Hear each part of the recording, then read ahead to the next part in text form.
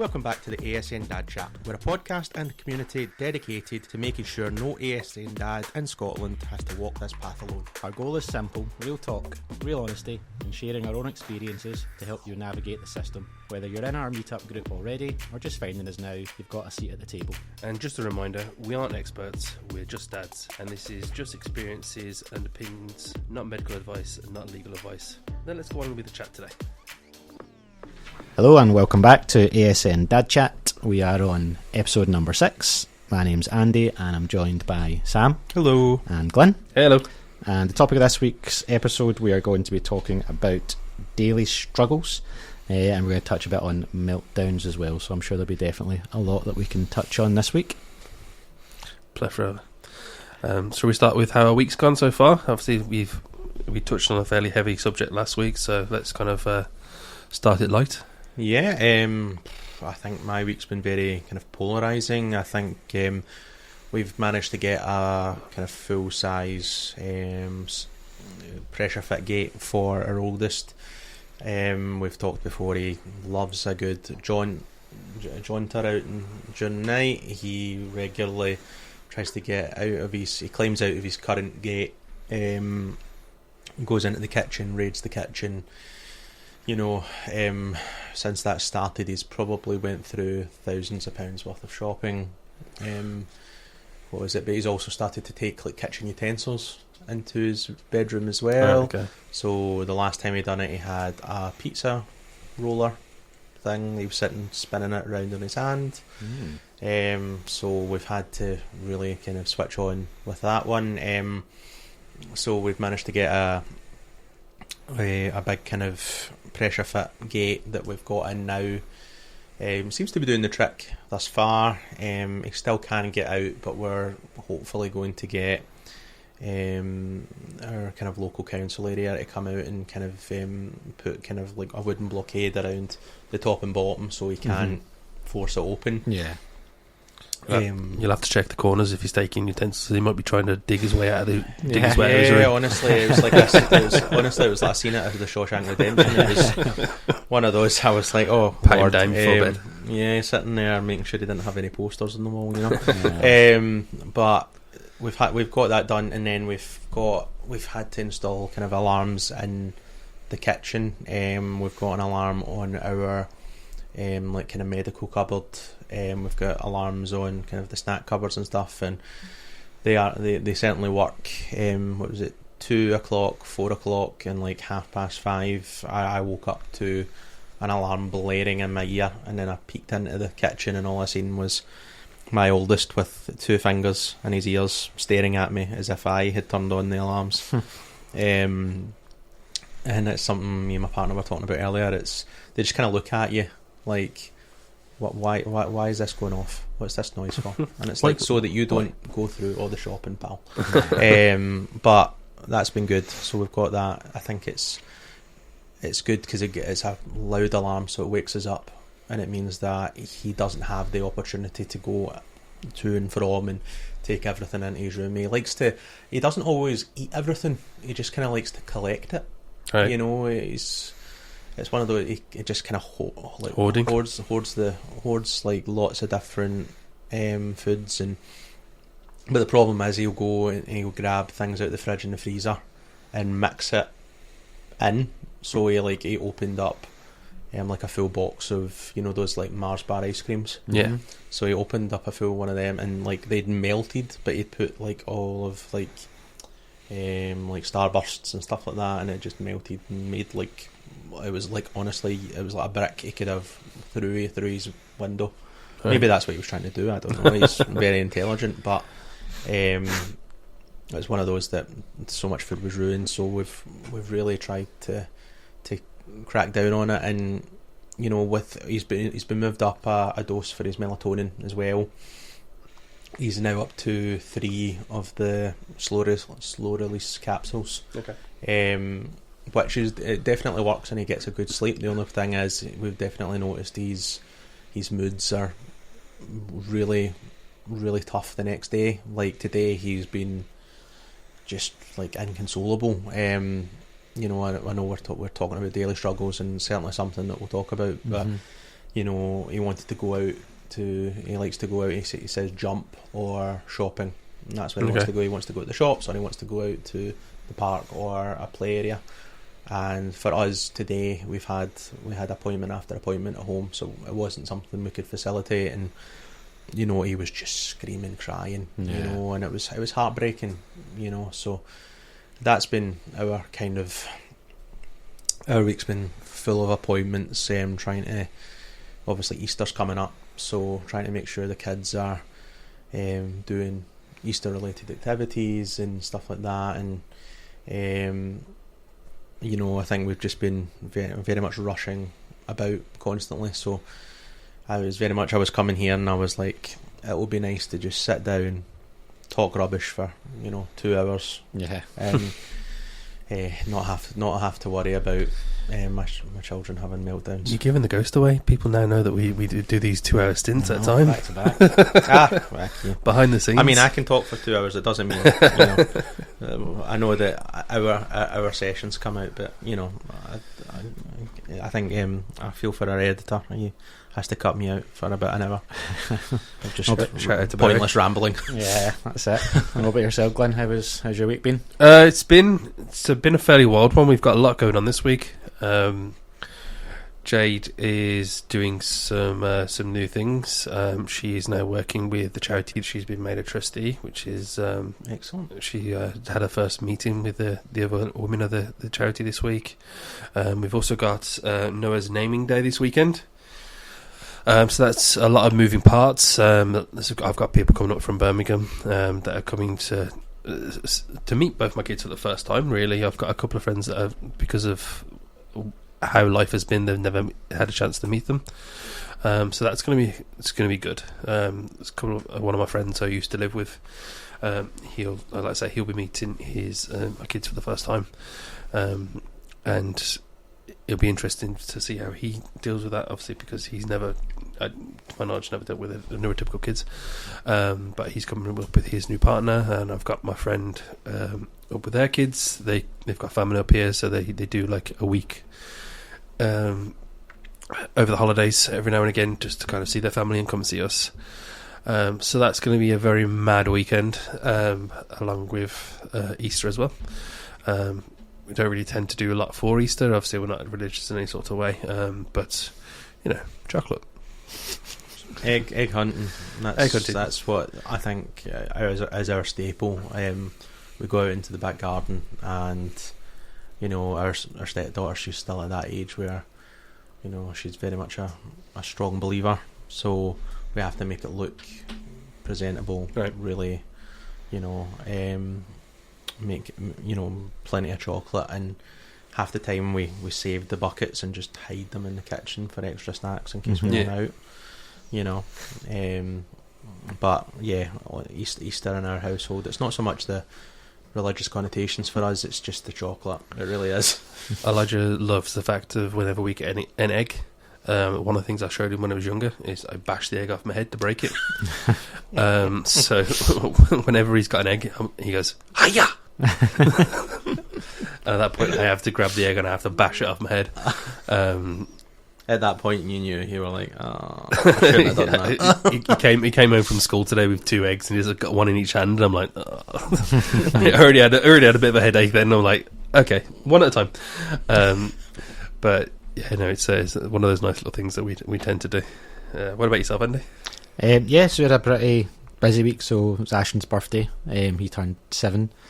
So I forgot about that. Happy birthday, Ashton. The one time you all went to Air Thrill was the one weekend that I didn't go. I know, exactly. That full weekend, we were at Air Thrill on the Sunday, we were at Inflatonation on the Saturday, trying to do as much as we could. Are these places in Glasgow? I've never been to any of them. Yeah, one's Glasgow, one's East Kilbride. East Kilbride, yeah. They're both, so Inflatonation's kind of, as it says, inflatables with balls as well. Yeah, so it's kind of that sort of thing. So we took Ashton there in the morning, and then Ashton goes through these periods where he's kind of really interested in certain toys and things, and there are other periods where he's just not into it, sort of thing. But at the moment we were kind of struggling to kind of get him something for his Christmas, so we could got him a few things. Like I bought him a couple of different outfits from he absolutely loves Blue's Clues, so he's always wanting to dress up. So there's like a doctor's episode, he always goes and dresses up as a doctor.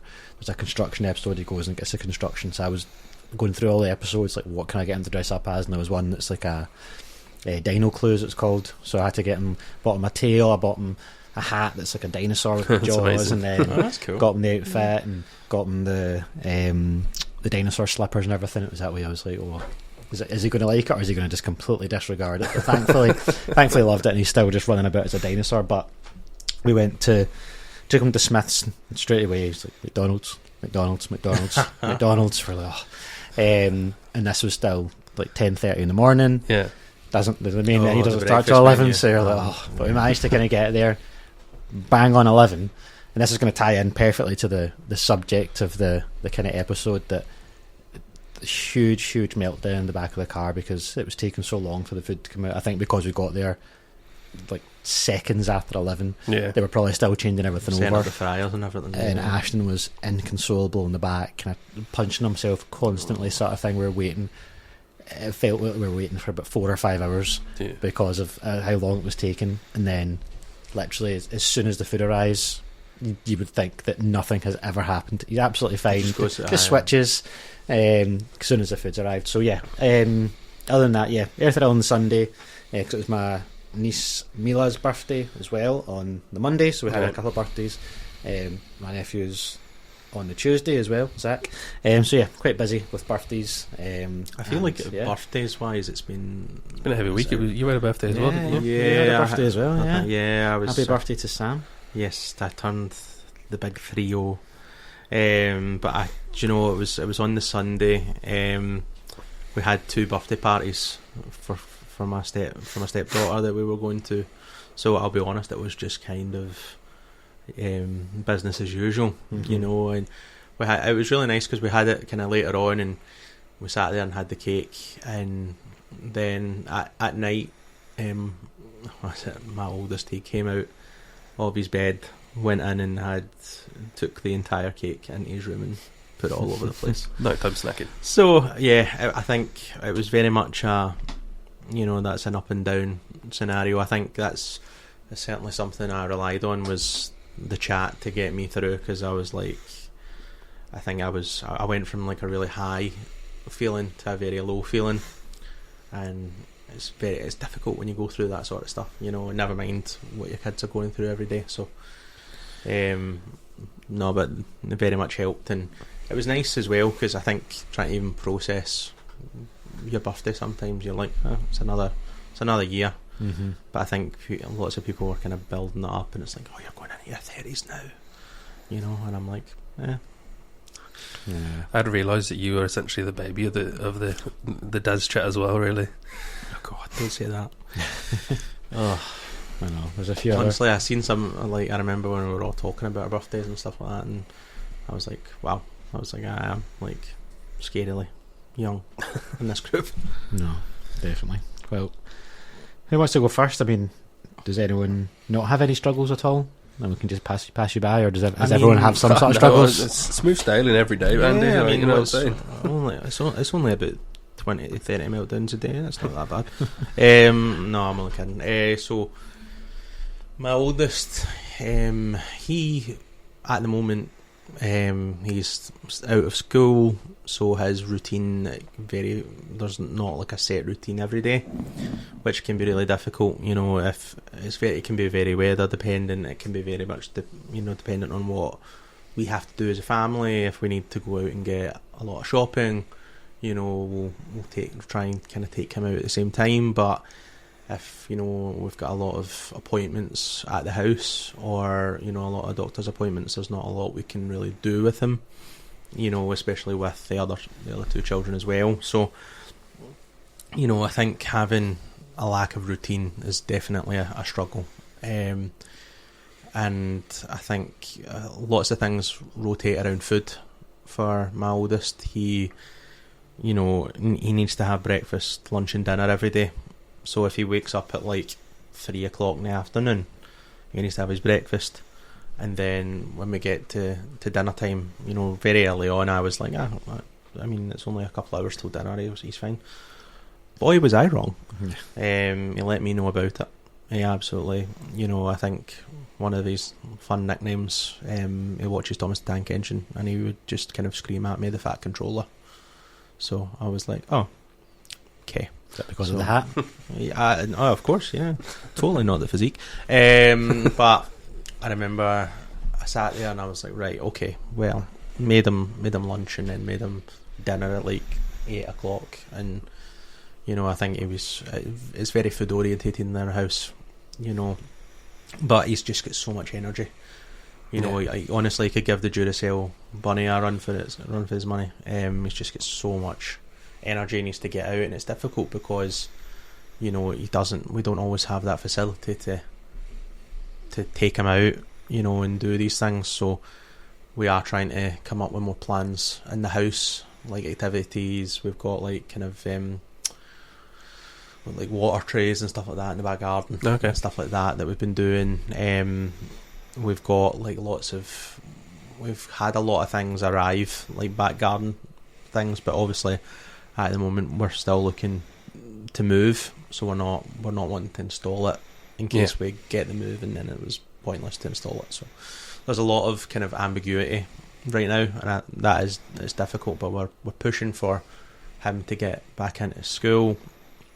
We've also got him we've got like annual passes and semi-annual passes for like iPlay and Monty's Farm and stuff like that, so it means that we can pop in just now and again, kind of on a whim, and he can get in without us really, you know, having to splash a lot of money. So that's been good.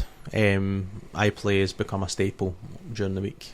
He absolutely loves it. He loves the food. He always goes in and gets it's like a kid's lunch. It's like a wee lunch box, but he always leaves with a slushie, a biscuit, probably an ice cream as well. He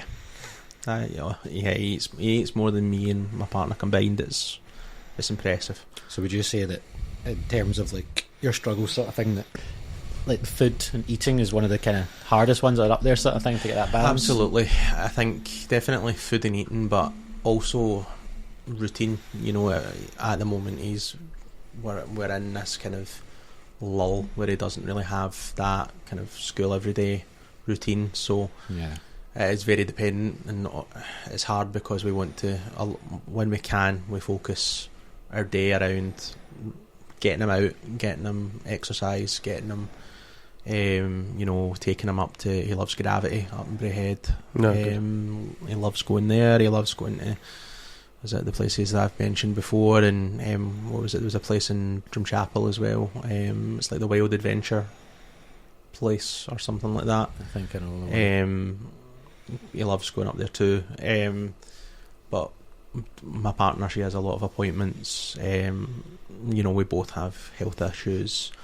We're both kind of pursuing lots of things like education, the council, trying to get a move. So it's hard, you know, we've got our own lives, but we're trying to kind of make sure that we're fitting the kids in as much as humanly possible. And the next kind of few weeks will be interesting. Obviously, the younger two there, my youngest, he's going to still be in nursery. But my stepdaughter, she's going to be out of school for 2 weeks, so it'll be interesting to see whether he'll maybe perk up because he's got somebody at home that he can bounce off of, or if he's going to be like, you know, we can be doing something right now, let's get out of the house, come on. Holidays are always the hardest, especially in my house as well. Obviously, like, my wife's a teacher, so she has the unfortunate standpoint of being home over each holiday. But I still work. I take holidays where I can, but unfortunately I can't take every single one of them off. So Elijah will be okay for the first couple of days, and then it'll be a case of, okay, why am I not at school? Yeah, that's a normal start to Mm-hmm. And then it's a case of, okay, we need to try and fill his day with as much as we can do to try and stop him from destroying my house, essentially. It must be difficult, because I know you've said before that Elijah's very routine based as well, so it must be quite difficult over the holidays as well, where it's just totally absolutely. We've got a lot of routine down to a T for the most part for him, So we have a board on the fridge, and that definitely gets put into place once we are in a holiday, because if we try to be a case of, all right, it's Monday, let's go see what we're doing today.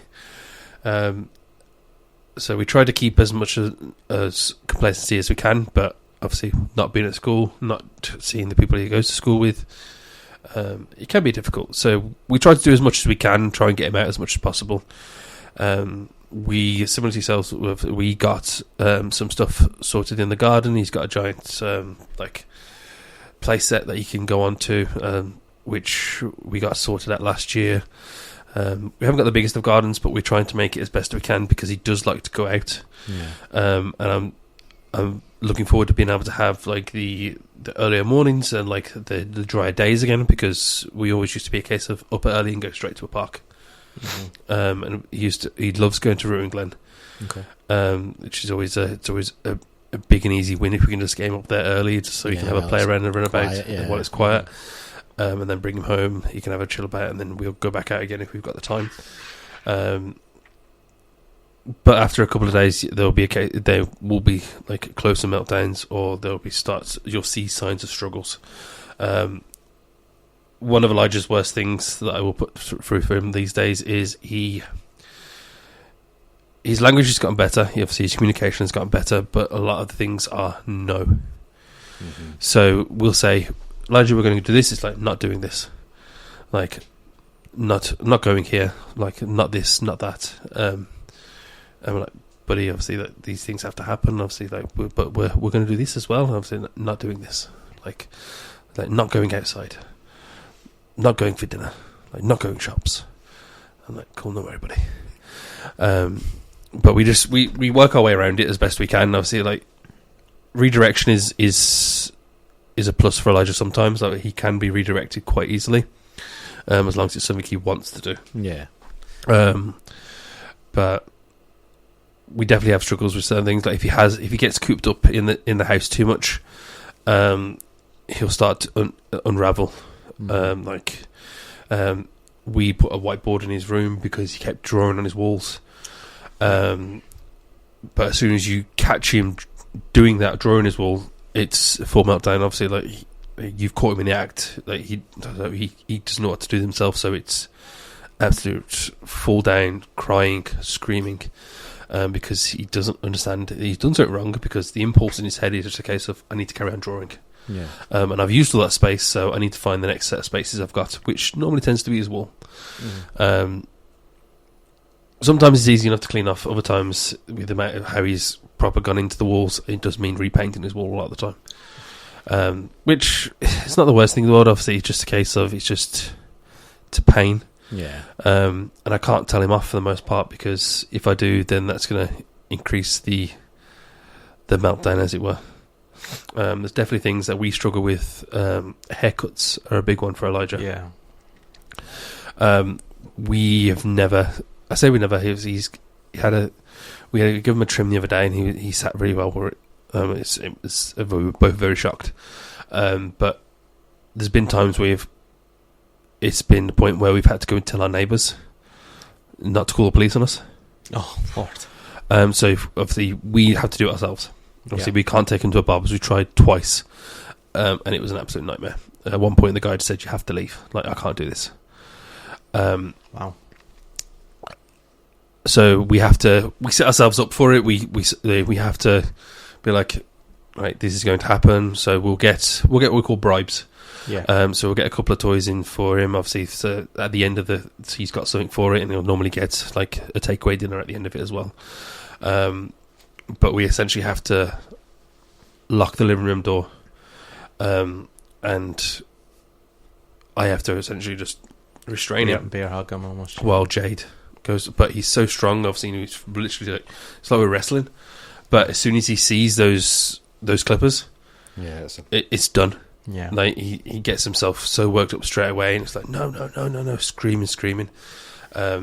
And literally, like, as I say, we have to go knock on a neighbour's door like before we do this. And look, we're about to give Elijah a haircut. He's not hurt. We're not doing anything to him. He's going to take it very hard. Yeah. Are your neighbours quite good with Elijah? I mean, they're older women. We don't really tend to deal with them. Right. This tends to be the most interaction we have with them. It's just a case of this is going to happen. Again, don't call the police. But after that is done, obviously he's settled. Obviously, it can take him a little while, but he will kind of come back down and just refigure. But he will go quiet for a very long time after it. Like, it'll be like an hour or so where he'll just go to his room and he'll just be quiet. Does he self-regulate? He can self-regulate.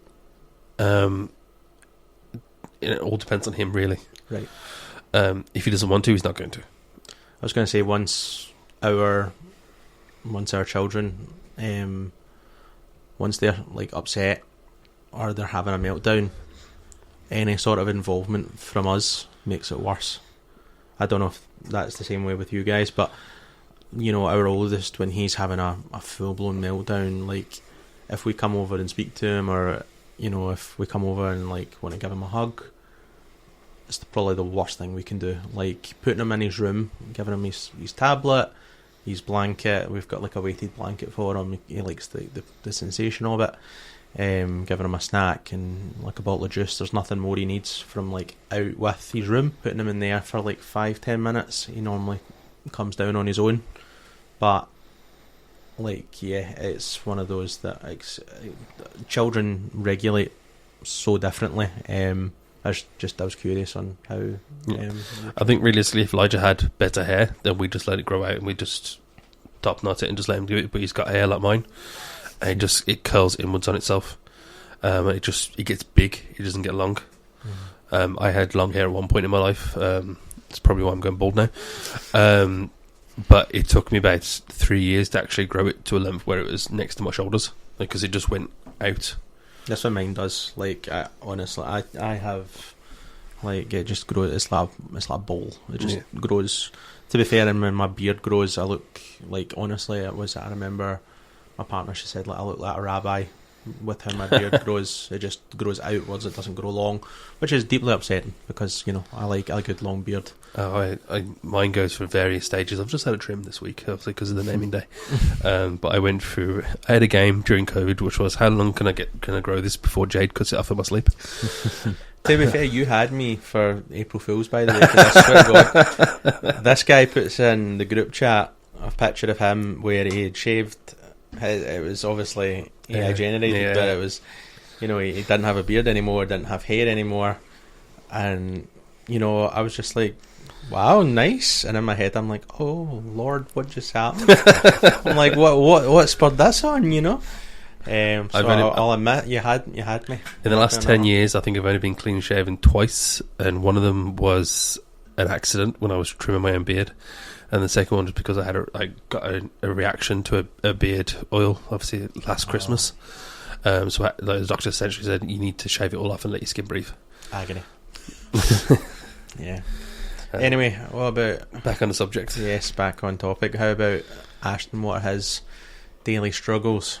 So I say Ashton's biggest thing is some of the kind of food-related eating sort of thing. He's very much kind of definitely in the house. It always has to be. He's always wanting to eat sort of thing. Like half the time, I'm pretty certain that he's not hungry. He just wants that kind of sensory feedback in his mouth. For it's always crisps, or if there's no crisps, it's dunkers that he likes, or it'll be like fruit that he can crunch on, or biscuits, anything like that. He just wants to keep going, and it's very much that way of, he doesn't like being told no sort of thing. Then he'll always be like, he knows the kind of buzzword to say, like, please, one more sort of thing, like, and then he'll even use like the Makaton signs to do it, and just to try and kind of trick me to try and be like, okay, that was really good communication, so you can just have as much as you want sort of thing. But that's so clever. Yeah, honestly, eating's definitely, and it's that way where literally is that way. What he needs is breakfast in the morning, but he needs to have a bag of crisps while his breakfast's getting ready.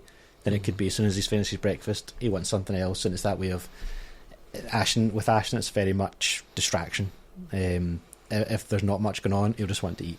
Yeah. Whereas if you can distract him and get him to play with something, then you can kind of get that kind of eating out of his system at least. But it's always his kind of go-to, even when we're out at places. If he's at any like soft plays or anything, if there's crisps or anything on the counter, he'll be up there trying to grab them sort of thing as soon as he sees them, which can be quite difficult because as soon as it's in his head that he's hungry or that he wants something to eat, that can very quickly lead to meltdowns. So that is kind of something you need to kind of quickly decide, do we do we start to give him small bits of food here to try and get away, or does that then lead to him wanting more because he's managed to get it the first time? So that's quite difficult. I'd say the other thing, which I can get your opinions on as well, is try to get the right balance with screen time for Ashton. So a lot of Ashton's communication comes from, I think, with a lot of autistic kids, it could be YouTube, TV shows and everything, but very much with Ashton that it helps to regulate him, it helps to soothe him up to a certain point where then it just goes off a cliff and it has the complete opposite impact sort of thing. So it's trying to get that right balance of, so for example, Ashton won't sit at the table and won't sit and have meals unless he's got his phone there, so it's totally fine. He'll sit breakfast, lunch and dinner, absolutely fine with the phone, but it's after it, try to get it off him, and that's where he can get quite frustrated with it, or if it because Ashton rolls quite a lot. If he rolls in the phone, it stops working. It can lead to kind of self-injurious behaviour, start banging it off his head and things. So it's quite difficult to transition him away from it. I think that's kind of that's probably our two kind of hand in hand, is the food and the phone balance of how to kind of deal with that balance. I mean, Elijah has his tablet pretty much from first thing in the morning.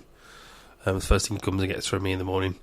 But I say it's always with him. Mm-hmm. He's not always using it. Right. It will, similar to like he goes through a stage of where, like I talked before, he likes to play Minecraft. So there was a time where he would just go downstairs and he would just put my Xbox on straight away. He knows to turn the TV on and knows to turn the Xbox on. And he wouldn't always just play it, but it'd be on in the background. Yep. His tablet, definitely has been a cause of meltdowns in the past, and does continue to be so. Obviously, if the battery runs out during the day, absolute meltdown. Then it has to be put on charge, and we have to give him a bit of time without it, which can be a real struggle. We always try to take an external charger with us if we go out. He's good when we do go out. That if we're going to like a soft play or we're going to like an event or something like that, we can leave the tablet in the car, and he doesn't have to have it. Then it's a case of we can go get it if we need to. Mm-hmm. But it's definitely something that he kind of he has to keep on him. Like he doesn't use it at school other than during transport. Right. Okay. So that's they just get a respite from it, and as I say, he's not always playing it. I had to take YouTube off his tablet. It's probably one of the best things I did for him, because he just continued to play video after video after video, and a lot of them were like not good videos. See, we spoke about the past. Obviously, they go through like they do their own sort of doom scroll where they just go through videos, and it's just they can get worse and worse. Scary, some of the things that come up. Yeah, absolutely. Like I know my stepdaughter, we had to take YouTube off of her tablet and put YouTube Kids on. Yeah. And even then, she still finds like some weird videos. They fall through the cracks on YouTube. Obviously, even the parenting guidelines on it says we can't stop everything. Yeah. So he uses his tablet for most part for games and for drawing. That is for the most part. He's always got something he's drawing on it, or he's watching. Like he'll have a video on it on occasion. But I don't put the Wi-Fi on it. Yeah. So that is the only other grace is the fact that if he wants to watch videos on it, it's something that I know I've already downloaded for it.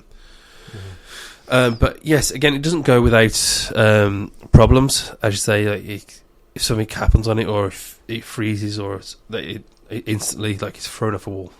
Uh-huh. Thankfully, it's got one of those cases on it the kid's got, so it doesn't damage it. But I think we're on our third iteration of tablet for Elijah since we first got him one. Man. Only 3. No, I'm like we've got, so between the 3 kids in the house, we have 4 tablets in circulation. We have so for our oldest, we've got 2 tablets just for him. Yeah. Because when one runs out, we have to swap it for the other one, because he will lose his mind if we have to put it on charge. And it's one of those that he doesn't understand that the tablet needs charging. You know, it'll be a case of he's sitting there and then the screen will turn off, and then he'll give it to you and he'll go tablet, and we're like, tablet needs to charge, pal. And then that's when the meltdown kicks in. So we have a second tablet now in circulation where as soon as that first one runs out, we put that one on charge, we give him the other one. Screen time with our oldest, we have the tablets available all the time. He doesn't use them all the time though. He stims a lot. He likes to bounce around in his room. He likes to, he likes to. He's very sensory orientated when it comes to like his chin. So a lot of the time he'll press like the corner of the tablet into his chin. And sometimes he has meltdowns because he like puts it into his mouth, and with Pika we don't want him sitting chewing on his tablet, anything like that. So it's something that we're having to be a wee bit more kind of strict on him with stuff like that. But screen time, it can be hit and miss. A lot of the time though, he'll sit and watch a video and then just out of nowhere he'll full volume blast what's on his tablet, and that's when sometimes there's meltdowns, because like he'll put the volume down, put the volume up, volume down, volume up, and it'll be something that a lot of the time he can just sit there with the tablet on and he watches Paw Patrol, watches Thomas the Tank Engine, he watches it's like ASMR of like bottles crashing, or we've seen them before. We push them down the stairs. Yeah, or like the latest one he loves is like a car driving over different materials. Yeah, I've seen those as well. So he loves that sort of stuff, but I don't know what it is. He just loves to blast the volume as much as humanly possible. So yeah, that can be a bit of an issue, Ashton's exactly the same. These sort of same ones where it's like cars, or it's things getting thrown downstairs, or different slimes and things. And to be fair, in terms of like the ASMR, the different slime and things, that I feel like it kind of that does regulate him. But it's more when it comes to like he'll find an episode of Peppa, and then he'll find it in a different language, and he'll find it where the colours are inverted, and then the audio is distorted, and then it's now it's like 1% Peppa, the rest is just like complete mad versions of it, sort of thing. So I think it is difficult to try and get the balance, get the content right and everything, but I think definitely with us that we do have a reliance on it in terms of regulating Ashton, getting him to eat his meals and things like that. So I think it is a difficult one to get right. I think for Ashton, one of the difficult things is when we leave the house. As soon as you kind of cross that front door, it's completely different sort of thing. When he's in the house, there's a lot more things to settle him. That's his comfort zone. But it's as soon as he's out of the place, it's as if he's just a kind of ball of anxiety sort of thing. You don't really know which way it's going to go. It's as if he's kind of permanently in fight or flight. And I think that's when, again, we need to have the phone just to kind of give him that kind of crutch to help him. I know personally that I used to be able to take him to lots of different sessions when he was younger, whether it was just your kind of standard sessions, whereas now I would only take him to ASN sessions. Like, I know personally, like, I've got a lot of anxiety taking Ashton out a lot of the time now, because he does go through different stages of obsessions, whether it's stealing different backpacks because he'll have obsessions, or if it's shoes or jackets, or the one at the moment is he likes to collect everyone's mobile phone off them, whether it's going into their pockets, doing anything, and just taking the phones, just so that you can then politely say back to you, saying thank you, and give it straight back to you. But in terms of me being a huge ball of anxiety, I'm falling about trying to stop him, and it's that way. It's difficult because he's not obviously doing anything wrong, but that's where I struggle, because I'm always kind of sitting there thinking, what is everyone else thinking, that Ashton's taking these phones off him, that he's been a nuisance sort of thing. And that's where it's difficult. That I know personally that kind of towards the end of last year, I struggled with that a lot, and I could feel that I was kind of stopping Ashton from going to a lot of places before he'd even done anything, because it was almost kind of like the anxiety was so bad that I was preempting him doing something. So that's something that I definitely struggle with, but thankfully it is getting, I'd like to think it's getting a bit better, but it's just that way of, when it comes to your own kid, it's almost as if I'm always kind of worrying that he's annoying other people, whereas if any of the other kids did exactly the same thing, I would never think that's annoying sort of thing. So it's almost that way that I'm always kind of... It's funny, like my the two oldest ones in our house, they are polar opposites, in the sense that our oldest Well, he could be stimming away in front. We take him to ASN sessions, but we also take him to kind of, any sessions that are kind of available, and he'll stim away in the middle of like the whole place, and he just does not care. Yeah. And part of me goes, oh God, and the other part of me goes, I love it. He just doesn't care. He's living his best life. My stepdaughter, she's like the opposite though. She is incredibly anxious about so many things, and she's only 6, but she gets so like anxious about like asking people if she can play, what people think of her. Like recently she's had a few issues at school with somebody kind of picking on her and stuff like that, and me and her mum are normally quite diplomatic, but when it comes to it, we're like, listen, you stand up for yourself, darling. We want to raise a strong person. We want, and it's one of those that obviously the school has a way of dealing with it, and that's absolutely fine. But if it doesn't change, that's when me and her mum will be like, listen, you need to stand up for yourself. And she really struggles because she can't process that. She goes, it's if it's not what she wants to do, it's not happening. And but she is just a little ball of anxiety. Even at soft plays and stuff like that, she can be really anxious. She'll go up to boys and girls who are playing and want to play, but she'll be she'll be heartbroken if they say no, you can't play.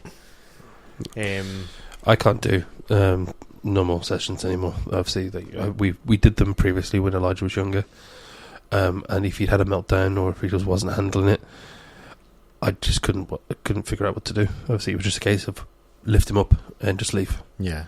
Because you are constantly people would be doing that thing where they're watching but not trying to watch. Yeah. And he just makes you feel awkward, and just the anxiety just kicks in too much, and you're just like, let's just go. Elijah doesn't have any spatial or social awareness, so like if he's wanting to play with it, he's playing with it. The good thing about the ASN sessions is if you can say to somebody like, look, sorry, my kid's sitting in the middle of a slide and he's not going to go down because he's doing Incy Wincy Spider, they're like, don't worry about it. Yeah. But it's harder to comprehend and explain that to people that should actually have a better understanding of it, because they can obviously clearly see. Yeah. I feel like, and I don't know how you guys feel about this as well, is I feel like children, I'm seeing it more and more nowadays, that children, like neurotypical children, have a lot more of an understanding of children with autism. Not like a generational like switch in that sense, but there's been so many like sessions that we've took our oldest to, and a little boy will come up and go, does he want to play with us, and they'll want to kind of include them as much as humanly possible. It's something that me and my partner talk about and go, like, I feel like at a very early educational level there is a lot more kind of being highlighted about additional support needs. I do feel though that a lot of the judgment and a lot of the glaring eyes, so to speak, is the parents.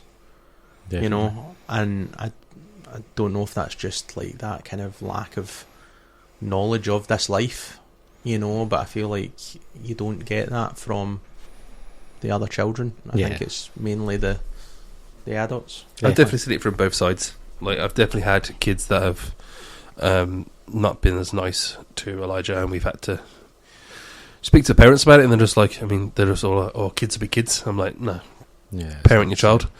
I know, and I think it is difficult, because even if you are going to these different sessions, and if there isn't those kind of glaring eyes on you, you still feel that there is sort of thing. I think it's almost the opposite when you go to these ASN sessions, especially the ones that we kind of all go together sort of thing. It's almost the total opposite, because you kind of go there, it's kind of, you're going in there with your kind of full support network. Like, I know for myself that my anxiety drops massively if I know that I know other parents there sort of thing. Like, it's almost a case of they're all kind of lining up ready for Ashton to kind of steal their phones off them sort of thing, and it's almost that way. It just feels like they kind of get it. So I know that for me it helps massively, and I think I think that's the kind of thing as well, that it's all about that kind of self-care, but looking at our kids and looking at Ashton sort of thing is trying to kind of understand what is going to upset them, what is going to make them happy, and I'd certainly feel that, kind of touch wood, that in terms of meltdowns and kind of making them upset, that we are getting a lot better and knowing kind of this is going to upset them. We know kind of what to avoid, what not to do, and I think that there definitely has been obviously a huge learning curve, but it's all about kind of staying calm, try to kind of step into his world, making sure that everything, like, he's the main focus sort of thing. It's not a case of he has to adapt to what we're doing, we have to adapt to what he's doing, and that's definitely been beneficial to kind of prevent meltdowns, just kind of knowing the signs. And yeah, I don't know about you guys, but I think kind of having that balance with your partner as well, knowing each of your strengths and weaknesses. Like, I know, again, obviously I touched on like anxiety and things. There'll be times where like Cheryl will know that she'll have to be one that steps in, she'll have to be the one that kind of have to deal with it, whereas there'll be other things that I'll have to step up. And I think it is kind of, you need to make sure you are part of a kind of strong and stable team that way. Yeah, I think at the end of the day, we're parents, but we're only human. I think there's times where I'm getting very like flustered, or there's so much kind of going on, and I'm getting really overstimulated, and my partner, she's really good at knowing that and going, listen, I'll take the reins for a bit.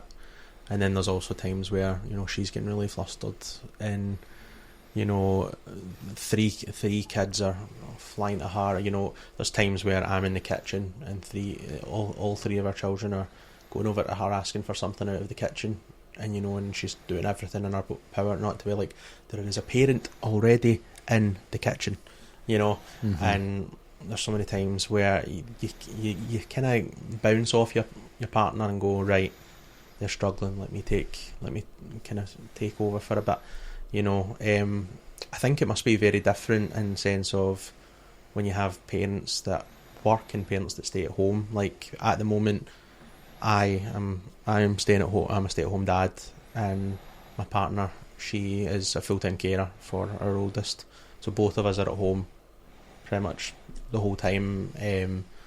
Like, my partner, she goes out and helps some family members and stuff like that, so she is more kind of, is it extroverted?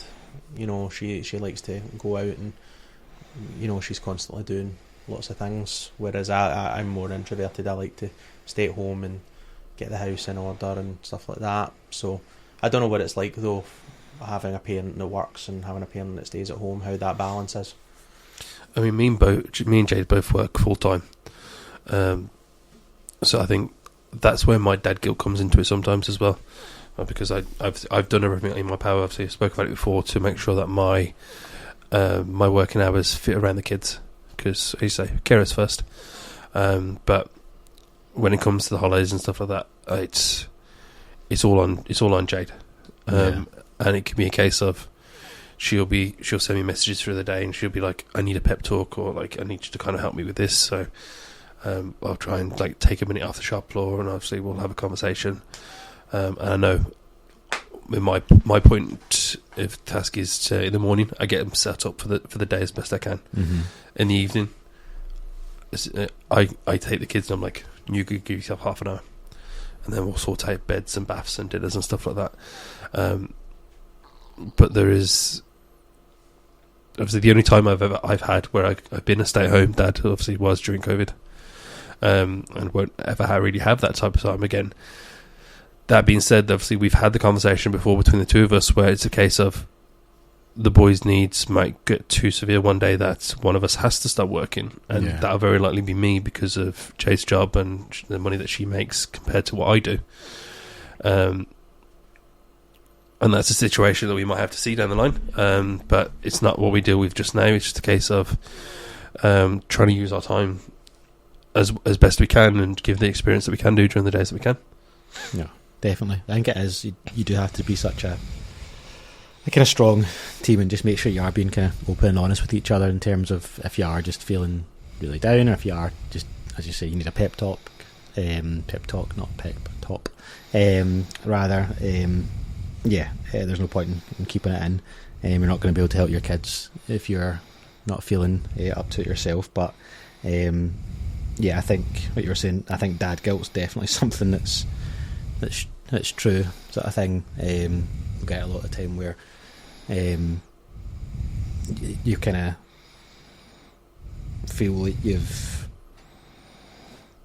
try to think of the best word, sort of thing, where you can always kind of get like frustrated or anything like that, and you need to do that whole thing. You kind of stay calm and take a step back, and obviously understand that from their perspective, they're not doing anything bad, they're not doing anything wrong. Yeah. They're just trying to play. They're just trying to be happy, sort of thing. So I think it is that way of always try to take that step back and stay calm and be the kind of best that you can be. I mean, with Ashton, it's he goes through a lot of kind of different periods where he goes through good periods and bad periods. Whether he is looking to be really, really engaging, wants to play with you for ages, wants to play with lots of toys, lots of things, but then he'll go through months where he just won't want to interact at all. He'll just want to be on the phone. He won't want to play with any toys, and anything that Ashton does is very, very intense. If he wants to do something, it's going to be the same thing over and over and over. It's like you were talking about that kind of obsession. Yeah, definitely so. And I think that's obviously the current obsessions with collecting everyone's phones and that sort of thing. And he does just go through these periods of having these kind of really deep obsessions. So it is that way of trying to remember that this is just how he's obviously trying to kind of keep himself regulated. That's what he wants to do, and at the end of the day, it's not hurting anyone. So it's trying to ignore any sort of your own anxiety that comes alongside that. I think when you were talking about dad guilt, I feel like my dad guilt is, it's not so much, I know that I'm at home and I'm spending time with the kids, and I love that because I'm watching them grow, you know, and you see like the differences in them. I think my dad guilt stems from like a financial standpoint. You know, I originally stopped working. I was doing teacher training, and I was in a placement in my probation year, and I started having panic attacks. I was doing kind of 16 hours a day, and I was barely seeing the kids. This was before my youngest even came along, and I just wasn't in a healthy place. I started putting on a lot of weight. I was, you know, comfort eating, and I decided to stop working to kind of focus on my own health. But obviously, once my youngest came along, I wanted to be as involved as humanly possible. So I've very much kind of stayed with that, and I do miss being in a job. You know, I do miss that, and like the financial side of it.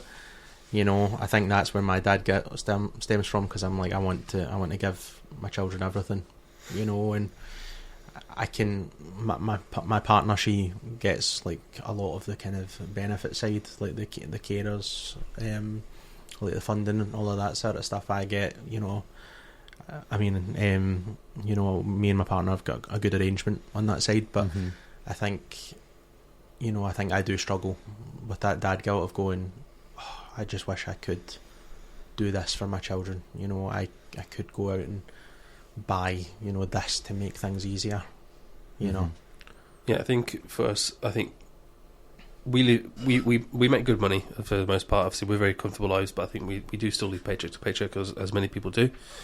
And I think we subjugate a lot of what we feel we can do for Elijah by not spoiling him. But it's similar to what you spoke about before, Andy. Like, his interests are so small that when he does pull on something, we go all in on it. Yeah. Because we want to try and keep that engagement for that as long as we can. Like, the charity went to the Sea Life Centre like a couple of months back, and after that he got back into Octonauts at the cinema, and then that was his obsession then for a while, and then everything was a case of, okay, we need to try and find as many of the Octonaut toys as we can. Then steaming back to things like Meltdowns. Obviously, he understands what Amazon is. He knows that the Amazon man brings the items. So if he wants something, he'll go into one of our phones and be like, Amazon, and he'll try and find it. And we're like, okay, we'll have a look for it, but it won't be here now. And like, but packages for Elijah. Yeah. I'm like, Yeah, not right now. If I'm in my prime, you're not getting it today, mate. So yeah, I think sometimes we don't throw money at him, but I think to try and keep that engagement and keep his interest, we'll definitely put more money into things that like we can do. It's the same as taking him out on day outs or taking him to like soft plays and stuff like that. It's for his own good as well as our own. Obviously, like if we don't do these things, then like he wouldn't regulate, and we would struggle even more. Yeah, I think it's that way where. And we're exactly the same. That obviously we're talking about like daily struggles, but obviously the main thing is you're looking for the amount of kind of daily joy that you get from the kids, sort of thing. Like, and whether it is kind of buying them everything they're looking for or taking them in these places, all you're trying to do is obviously make them as happy as possible. Because if they're happy, you're happy. I mean, I definitely absolutely love Ashton, sort of thing. He makes me laugh. He's absolutely brilliant. So it's that full thing of, again, it is a struggle, but it's a joy to be his dad, sort of thing, and it's trying to make him as happy as possible. I'm sure it's the same for you guys as well. Yeah, I absolutely 100% agree. I think when we say daily struggles, there are everything. There's a lot of struggles there. For different children, but it's just part of day-to-day life and what dads do. They plan and. They get invested in finding ways to combat that, and I think like what we've talked about today, we all have different methods of, right, my child's struggling today, let's do this, do this, and it's having that kind of like bank of different strategies and research of different things that we can do to make our kids happier. Yeah, no, definitely. Well, I think it's been a good episode. We've obviously got through a lot of different subjects. I think we'll call it there. Next week, I think we'll be coming up with a bit of a cheerier episode. So hopefully we'll talk to you then. But no, thank you very much for listening. This has been ASN Dad Chat, and we'll talk to you next week. Thanks, guys. See you later on, guys. Thanks for listening. If you want to get involved or get in touch with us, you can find us on Facebook or Instagram under ASN Dad Chat.